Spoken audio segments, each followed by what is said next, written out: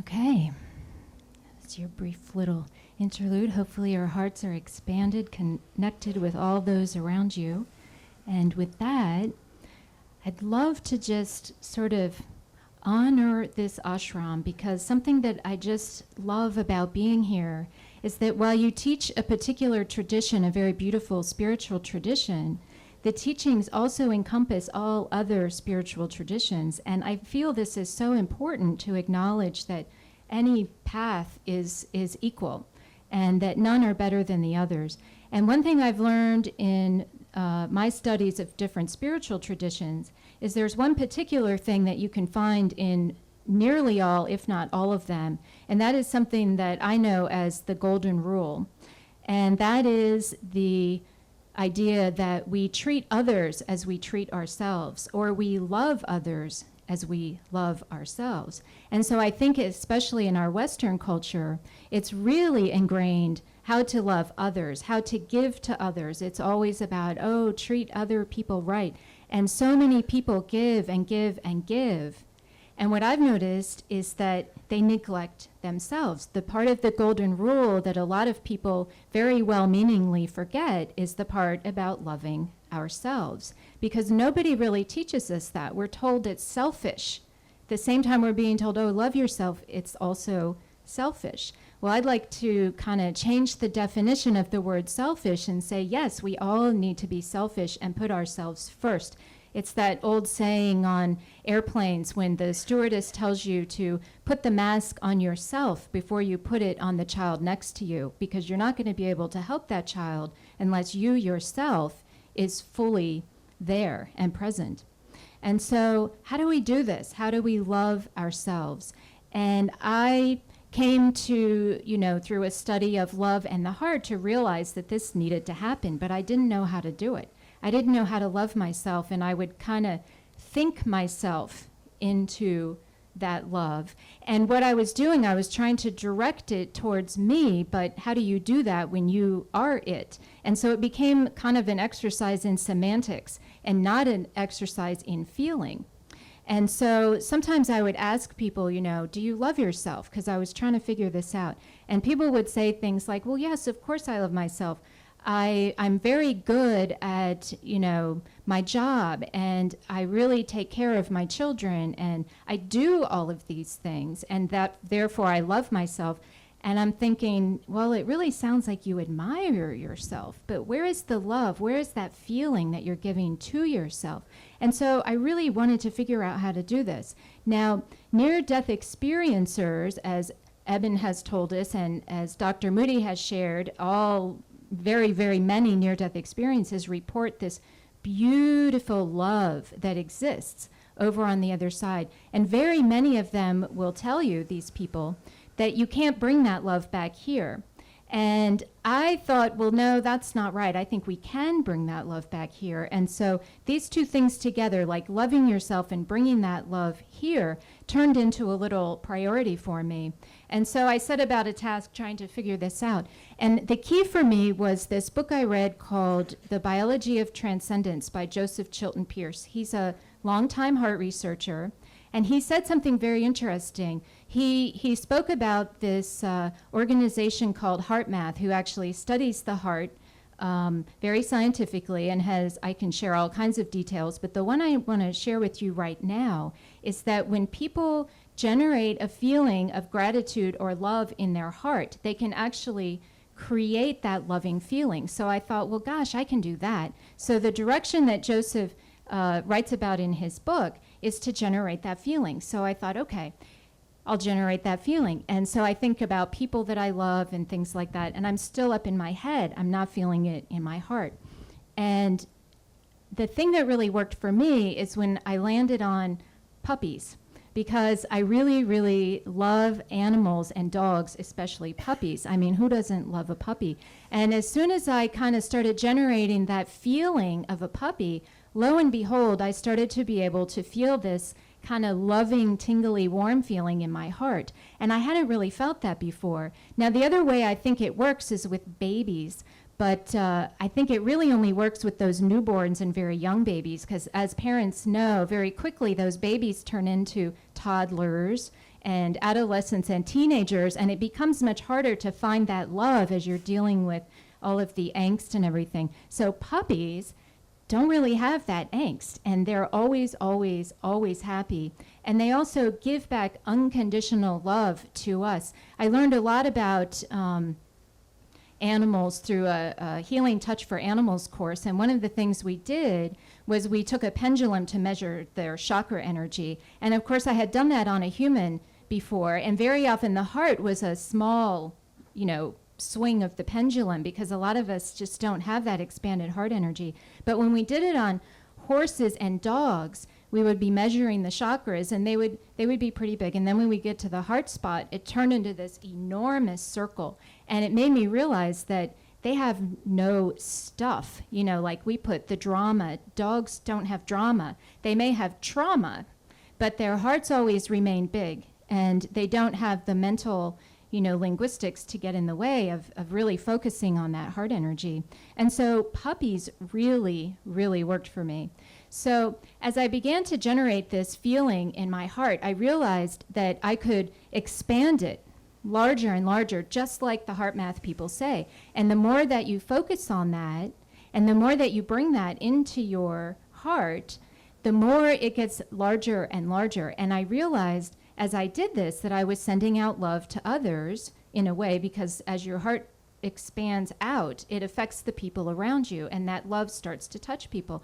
And now when you're out in the world, you can do this standing in line at a grocery store, or even when you're commuting in a car in traffic, and you can make your heart get larger and larger and kind of just observe the people around you and how it's affecting them. And it's kind of interesting to note, without even saying a word, how it affects people.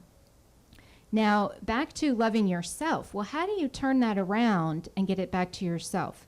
So the way I learned how to do that was, instead of trying to direct it, I would generate that feeling in my heart, make it get larger and larger, and then I would actually feel as though, because it was inside of me, I could become that love. And so as that sphere got larger and larger, like I described in the meditation, I imagined that that was my entire essence, being the love. Instead of delivering the love or receiving the love, I thought of it as becoming the love. And so a phrase I like to use is to, rather than love yourself and love others, is to actually be the love that you are. And this energy that the near-death experiencers talk about, when I bring that energy not only into daily life, when you bring it into a meditative state and imagine that, when you resonate that love, you end up attracting it back to you.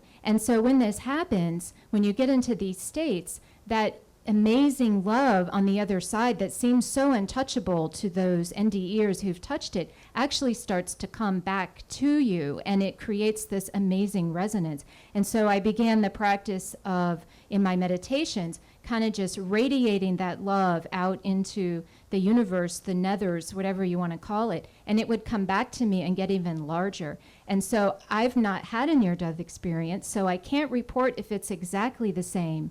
But if I'm touching even a tiny fraction of what they are talking about over there, I think it's very well worth each and every one of us to try and generate that feeling, not only in our meditative states, but when we're out, interacting with others in the world. And so that is how I actually helped Eben to love himself. By when I first met him, he, talked about his near-death experience, and he would talk about love. But like me, he was up here in his head.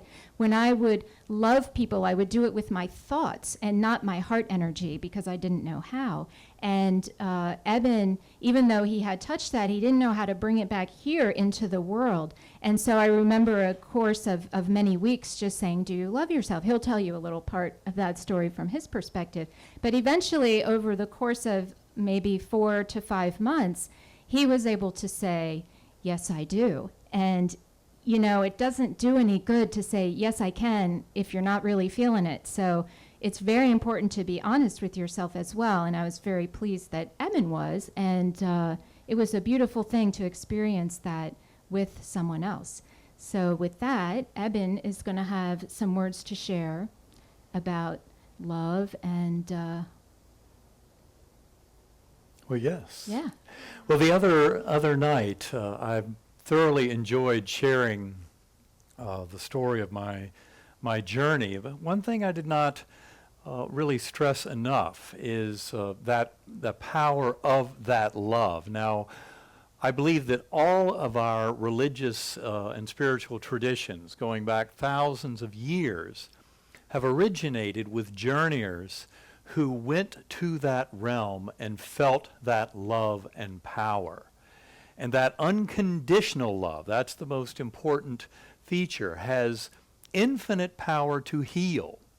Now, when I first came back to this world, as I reported the other night, my brain had been devastated, but things came back very rapidly. Words and language, then my childhood memories and other life memories, all of my scientific understanding, every bit of that came back. And as I was trying to record all of my journey to make any kind of sense of it, the one thing that was so profound and difficult to put into any kind of words was the power of that unconditional love, and where it was most clear as the fabric, the source, the very origin of all that is throughout the universe, was in that core realm, in that pure realm of oneness, where I felt that unconditional love of that deity, of that creative source for all that is. And in fact, even in the setting with the higher dimensional multiverse and all of it, infinity and eternity collapsed down into this very complex oversphere in the midst of this gigantic, indescribable infinity and eternity overflowing in that core realm with that unconditional love, and feeling that deity and being one with that deity. When I came back to this world, and as my brain was righting itself and things were coming back to me, trying to put any perspective to it, the word God was a puny little human word with baggage that really didn't cover it. And what I knew very clearly from that journey is that deity loves all of creation. That deity loves all.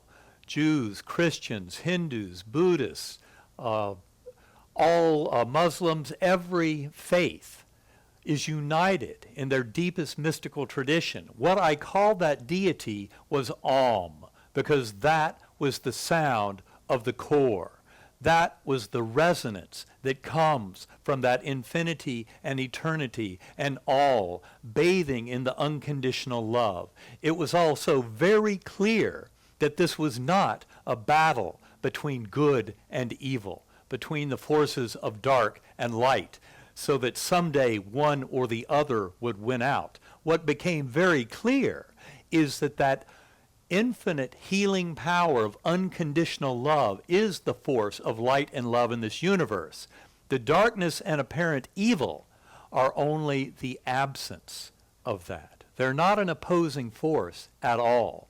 We can each serve as points of light to manifest, to bring that love back into this world. What I came to see is so many of the world's problems originate because we don't even love ourselves enough. That teaching I had grown up with in my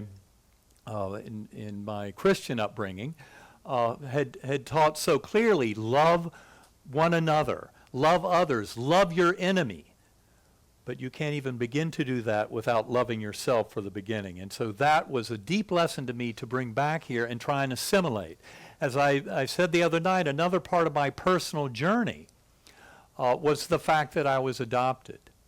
And because of that, I had a background in my personal history of this lesson I had learned early on, that I was not worthy, that I had been abandoned, I had been left behind by my mother. Now, that was the story I made up. Of course, the deeper story that I tell in Proof of Heaven is, of course, that she had great love for me. But that was not something I knew during most of my life, because I had not reconnected with her until a year before my coma. And so that not loving myself is a point that I made at the end of the book, Proof of Heaven, because in fact, to those of us who are lost in this world, especially a world where all of this notion of separation, the false dogma of separation, and that false dogma does not originate with the prophets who brought our original religions to us, the prophets, the sages, the mystics. But what happened is their message was twisted and distorted by others so that they pitted religions against each other. That was the force of individual humans and their egos trying to control and empower themselves over others. And that is what this world is waking up to right now, is the false dogma of separation. It doesn't sit well with any of us. In fact, what I found often when I would talk about my experience and talk to all varieties of audiences, including various religious audiences and certainly interfaith meetings and that kind of thing, but even in individual Christian groups or Muslim groups, talking about the fact that that God loves all. And at a deep level, I think most souls get that. It really is about love. And this is all about healing. And the healing involves not only those who have an illness or an injury. We're all in the process of healing. And that is what this entire process of awakening, of conscious awakening and transcendence, going out throughout this universe, is that process of healing of consciousness, of the very being of this universe. The very fact that we have these material realms where we incarnate for these lifetimes has everything to do with healing. And we all are a part of that holographic principle. So the growth that each individual soul is going through contributes to that overall ascendance and transformation and evolution of consciousness throughout this world. Now, much of this, of course, when I first came back to this world and had my brain recovering, was this kind of fascination with this new understanding of consciousness as the thing that is. Everything in this universe emerges out of consciousness, not vice versa. And that is the great revelation that is certainly coming to our scientific understanding, but I think much more importantly is coming to an awareness to this world at large. And what we are waking up to is that absolute truth of the oneness that we all share. And this is not just a oneness that encompasses the consciousness of all humans, not only all life on earth, but it's a much bigger oneness that we share through all of consciousness. And the whole notion that we are all one, that our consciousness is one, is the truth that we're coming to. Part of overcoming some of the old paradigms is realizing that the boundaries of self are a fiction. And as we come to recognize that in deep prayer and deep meditation through spiritual journeys, it is certainly part of what near-death experiencers have brought back for thousands of years. This oneness, this love, this eternity of souls, and this is a lesson that this world is coming to learn. And what I often say is one of the greatest advantages at this point, because this kind of revolution has been brought up before, over thousands of years, but the thing that shifts it up now is the fact that in fact, the materialist notion, at the front of that line, the materialists are there to tell us when you get deep into the quantum physics and the binding together of relativity physics and the understanding of the fabric of space-time and the makeup of this universe, what you end up coming to realize is there is no material to the material world. The consciousness is what lives. But for a long time, I was kind of confused. I kept going back to my neurosurgeon mind and thinking this is all about brain, mind, consciousness. And that's why I was so grateful, beginning after I met Karen, that she gave me those beautiful lessons to come to realize that it really is that heart consciousness. It is all truly about love. And then getting back to the what I'd struggled with my whole life about that adoption abandonment, was this false notion I had of separation from the universe, of being in a world in which I did not belong.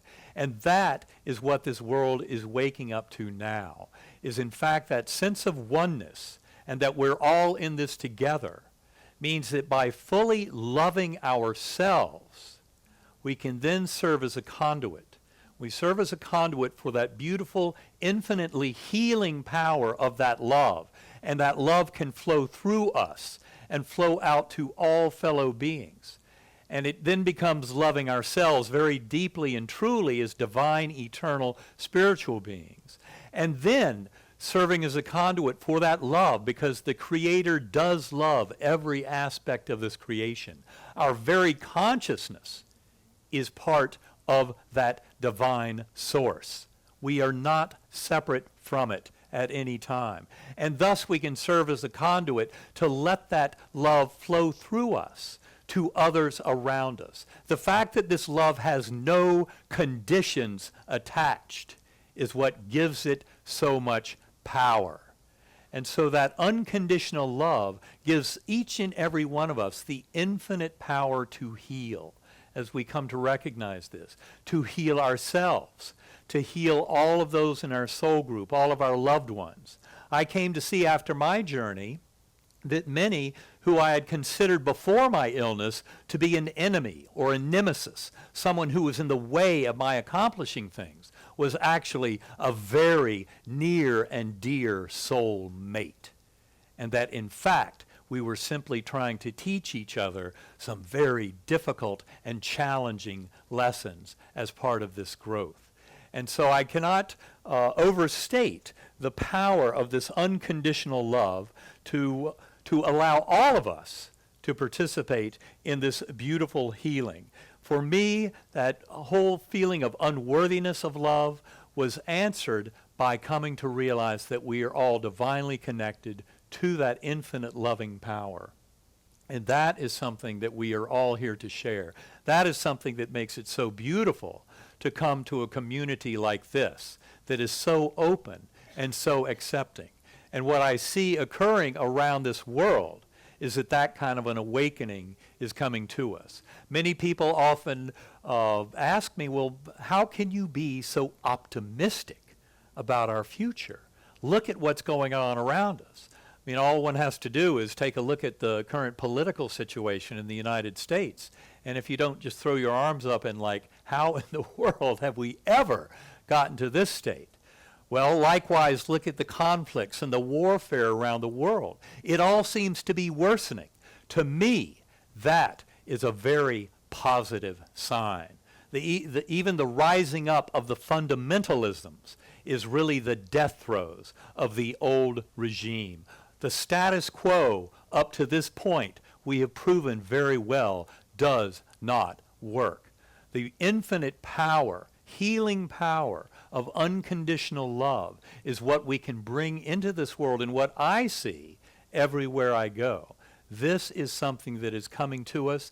I would say the near-death experience community is the tip of the spear. And for that, I think the world will someday come to express extreme gratitude to Dr. Raymond Moody for putting us into this frame of mind as of 1975. And as Dr. Moody, we were out for dinner earlier tonight, and he made the point that others before him had done the same thing.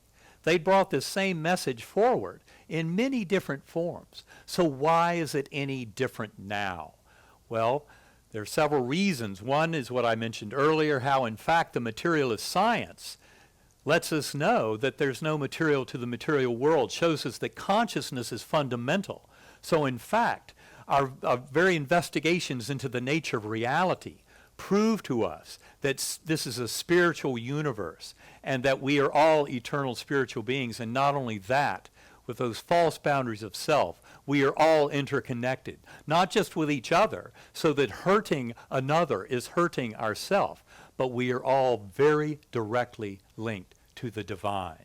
So in essence, the game changes somewhat with that particular ingredient. The other thing that's very different is our religions, our religious traditions over time have basically depended on the stories of a few journeyers who have been to the other side. Now, near-death experiences by the millions, hundreds of millions, have been occurring forever. But in general, it didn't get out there. And so we had these stories of those Christ, Buddha, many different journeyers in spiritual traditions who would tell of their journey, but it was not so widely known how this is universal. All of us are the same as those prophets and mystics who have been to the other side. And so what happened in the 1960s is doctors developed ways to resuscitate patients who had had cardiac arrest. And so, in fact, what happened was there was an army of tens of millions of journeyers, of souls who went to the other side and came back. Now, of course, initially not many would tell the tale because, in fact, there was a period there in the 60s and 70s where you could talk about this kind of thing and you'd be put on medication or be diagnosed with some mental illness. Well, guess what? The world is shifting. And that is why these stories are now being fostered. And in fact, the attitude now is shifting in this world to invite these stories because they are a glimpse into the truth of who we are. That is what is changing now. And it will all help change this world through this infinite power of love, of coming to realize that any worship of materialism is false. Because in fact, the only thing that really exists is soul, spirit, and the divine. Now, this beautiful material world around us is very real for what it is, but it is not our true home. And it is not who we are. Our thoughts and our concerns and issues around this world are merely the stage on which the drama of discovery and teaching and learning unfolds. And that's what we are all doing here in this ashram and around this world, is waking up to this new and beautiful truth. Now, I think what I would like to do now is shift back a bit, because for me, the beautiful gift was learning that this is not so much about consciousness and the mind, even though I came to realize consciousness is fundamental. It's the thing that exists and generates all else. At its core, it is divine. But it was that heart love and feeling that resonance is what I think connects us all, and that is something we can all do. That is something Karen showed me so beautifully years ago, and it has changed my journey forever. So with that, I'd like to go back to Karen. Okay. So, I just want to give you some examples of how this can work in everyday life. These aren't really everyday life. Some special stories I want to share. But first I want to explain how this heart field works. So we've been talking about this in our workshop this week, and the heart math people who study the heart have found that just like any energy body, the heart emits an electromagnetic field that comes out in the shape of a torus, which means it comes from your heart up around your body and then back up into your heart. Now, one of these torus fields also exists around the earth. It also exists around the brain. The brain has its own electromagnetic field. But what's really interesting is that the heart's electromagnetic field is much larger than the brain's. And interestingly, the heart sends more information to the brain than the brain sends to the heart. So that makes me think that that heart really is what is gathering information in that field and sending it up to the brain and kind of giving the brain guidance what to do. And so this is my own intuitive feeling. Now, another school of thought that I learned from teaches that thoughts are electrical and emotions are magnetic. So when you put your thoughts and emotions together, they form an electromagnetic field. And so I like to think that that field is in our hearts, and we can manage that field. I use the word manage and not control for a reason, but I feel like we can manage that field by managing our thoughts and our emotions. And again, those loving feelings make your heart field so much bigger, and those less loving feelings make it smaller. And so this came up in real life for us. We were in Maui in, I believe, May of 2014. And we had the beautiful honor and privilege of meeting someone named Ram Dass. Now, he was, for those of you who don't know, his American name is Richard Alpert, and he was a Harvard professor who back in the 60s was studying hallucinogenic substances before they became controlled in America with Timothy Leary. And the two of them were experimenting with these in order to access altered states of awareness, and it came to a head, and he ended up being fired from Harvard. But he was so awakened by these hallucinogenic experiences that Richard Alpert, went to India. And here he studied with all kinds of different Indian traditions to learn about meditation. And instead of using drugs to get to those states, he learned how to do that with his awareness. And so he wrote this book called Be Here Now in I believe, the 70s. And he followed that up with a bunch of other books. And another phrase became popular with him, which was Be Love Now. And so when we met him, he was in a wheelchair because he suffered a stroke maybe 15 years ago, but his spirit was so present in his body. And when we approached him, we met him in a restaurant with a group of people. And before I even saw him, because I had developed this awareness of my heart, I was like, oh my goodness, my heart is activated. What could that be? And as I got closer to Ram Dass, sitting in his wheelchair with this beautiful smile on his face, I felt my heart just grow and grow. And I realized it was coming from him, and that I could feel the resonance from his heart within mine. And that was probably the strongest experience I had, feeling another's heart energy so strongly, with one exception. Well, that was a human, but there is another exception. I spoke about animals and how animals have these amazing heart fields. And in animal communication classes that I took, we were taught to move our energy to our hearts, connect with the animals with our hearts, and then gather the information. And as I described earlier, my sense was that information was coming into the heart, going up to the brain so that I could find words for the impressions that I was getting. And it was really quite effective. So also while we were in Maui, we had a hotel room about a mile back from the beach. And we hadn't made too many plans that week. We were kind of playing it by ear to see what would come up. And one of the things people would talk about were the whales that were out in the bay there in Maui. And I could see them from our hotel room. And every now and then, I would stare out into the ocean and see this little spout of water, a little puff of water coming out of the whale spouts. And I would sit up there and think, hello, whales. And I would just kind of send love towards these whales just for fun. Well, a couple days into our trip, we were asking people, well, what should we do? And there are so many wonderful things to do in Maui, and we were able to do a number of them. And one of them is whale watching.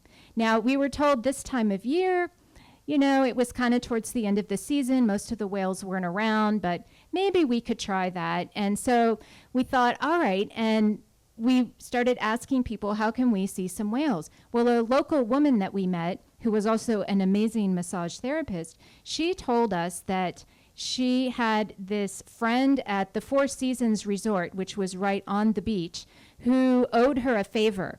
And he was in charge of the kayak rentals, the sea kayak rentals. And she said, well, hey, let's get some kayaks and we can go out into the ocean and see if we can find some whales one day.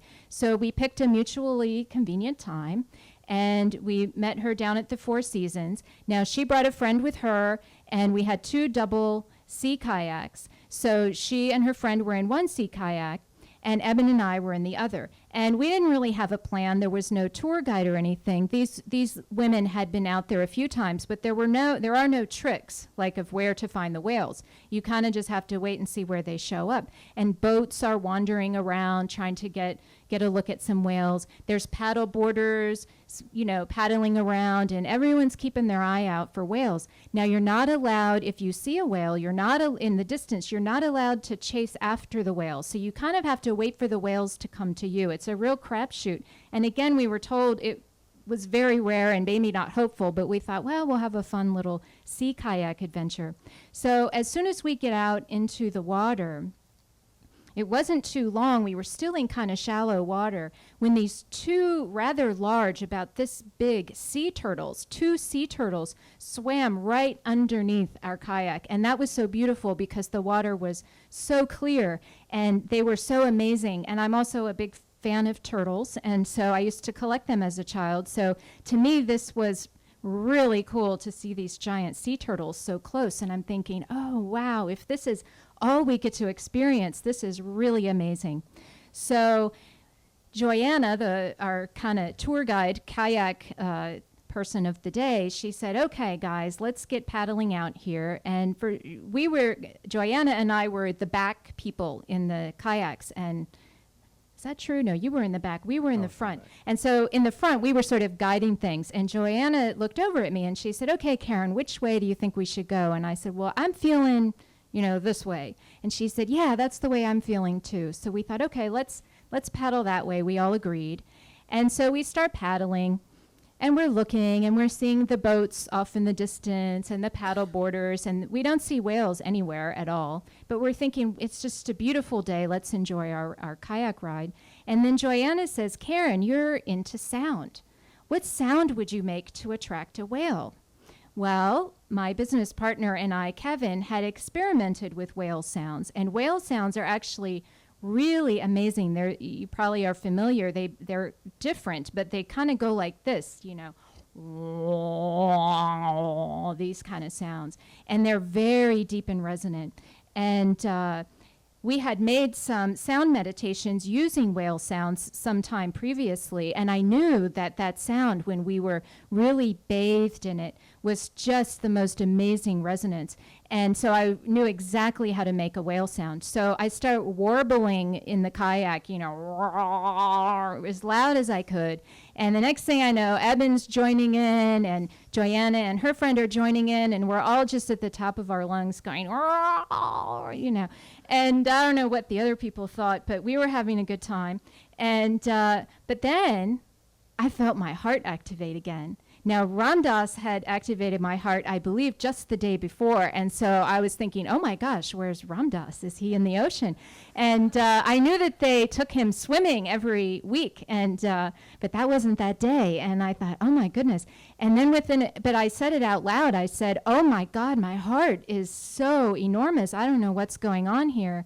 And the next thing you know, a whale comes out of the water right in front of us, probably about 50 yards away, very close, and starts spouting water out of its spout. And we were all like, oh my God, isn't that amazing? And so I immediately go into this gratitude kind of feeling, and all of us were just looking at each other amazed. And but then the next thing you know, a second whale appeared, and it was a baby whale. And so this was even more precious because we had a mother and a baby whale together. And this is just sort of the epitome of that love. And I said before that, I measured dog and heart's chakra fields. If I had had my pendulum there that day, I don't know what would have happened because whales are so enormous. So what ended up happening was for about 10 to 12 minutes, these whales stayed right there, and they were spinning around, they were spouting, they were flapping their little tails, and the whole time I was feeling this heart resonance. And they would just do this, and we would laugh, and one of the girls jumped out of her kayak to get a little closer. Well, right when she did that, the baby whale did a full breach out of the water. Right in front of us, we saw its entire body. Now, this is a baby whale, but a baby whale is about the size of a school bus. So when you're that close to it and it comes back in the water, it's all of us could feel our kayaks, and this girl got a little nervous. Oh, okay, that's a little too close. Well, right about then, she comes back to her kayak. Eben's getting into the water because he's thinking, I'm going to go get closer to these whales as well. And also right about the time he's getting into the water, of course, he's trying to get his flippers on and everything, taking his time. But what happened was some other boats and paddle boarders in the distance saw us playing with these whales. And so they started slowly to move towards us. And even though they weren't really supposed to do that, I guess we were already there. And so maybe it was okay. But as they started to move towards us, the whales started to move away. And so this was kind of our sort of private little playtime with the whales. And we were so grateful, and Eben got out of the water just in time for the whales to start to go away. Were you in the water when the baby jumped out? Yes. Just Yeah, getting in. okay. Right as Michelle was coming back, you were going towards her. So that was really, really an amazing experience. And as they went away, we just were like, bye, whales. And as they went, they kept flapping their tails and spouting their water. And it was just as if they were with us and really communicating. And it was as if we attracted them by just resonating this love that I was describing earlier that I like to do in meditation. And so it's very possible to do this out in the world and attract some amazing things. So this is where really, really taking home the message that to be the love that you are can bring so many gifts. And I really encourage all of you to attempt to cultivate that. And if it's tricky at first, if you can't find that, just find a tiny little spark of it. Find that thing that works for you and continue to work at it. And I remember just sitting there thinking, I am the love, be the love, be the love. But as I'm thinking it, I would feel it in my heart. And so they kind of go together. And so, Eben, I'm wondering if you have any, I think you should tell the Dalai Lama story. Which in particular? The one in Charlottesville with the heart. Well, yeah, that was another Impromptu. example of feeling this heart energy. And Karen had been getting me, we'd been working together very much on kind of feeling, being very much heart aware of that field. And really, this was the first time that I had felt that very strong energy from a distance, other than with an early experience with you soon after we met. And it turns out it was when His Holiness the Dalai Lama was visiting in Charlottesville back in October of 2012. And I had never met His Holiness before, and in fact, it was just before the book Proof of Heaven came out. And so I had a pre-release version of the book Proof of Heaven. And I had been to see the Dalai Lama the day before we met him at this set of conferences, but we really didn't have an opportunity to meet him. But someone who was part of his security detail told us that we should go to the hotel out in Keswick where he was staying. And so we went out there the next morning, and I remember there was this beautiful receiving line. Everyone was dressed in these lovely Tibetan, colorful, flowing robes, except there I was in my little blue blazer and bow tie and our little Western clothes. We kind of stood out a little bit odd. But I remember when His Holiness came out and started moving down the line, and this was on his exit because the idea was that he would move down this receiving line, and then the security team would take him off, and they were off in their Suburbans, off to helicopters, and then out of there, and he was done with his visit. But as he was coming down this receiving line, I remember when he was about 20 feet away, all of a sudden feeling this warm wave of just pure, all I can say is heart energy. It just kind of blew right through me. And it was really a very strong awareness of the power of his heart field and his love. And I remember as he came towards me, I just offered my book to him. And he took the book and he kind of thumbed through it briefly and handed it to one of his aides, and then held my hands, and we just had this beautiful warm moment of connection, and then he was off and gone. But it was, to me, my first real experience of that, other than when you had first kind of demonstrated it to me in a very, very powerful way. So I think it's something that all of us have, is this ability to really feel that our heart awareness, that sense of love is something that really has very strong kind of physical and emotional, palpable reality to it. And so it's something that we often encourage people, especially through the work with the meditations, with the Sacred Acoustics and all, encourage people to develop. But what I would like to do is just close by thanking you all. We will be here tomorrow night with Raymond Moody, and then we will get into some very deep topics about how all of this really comes together.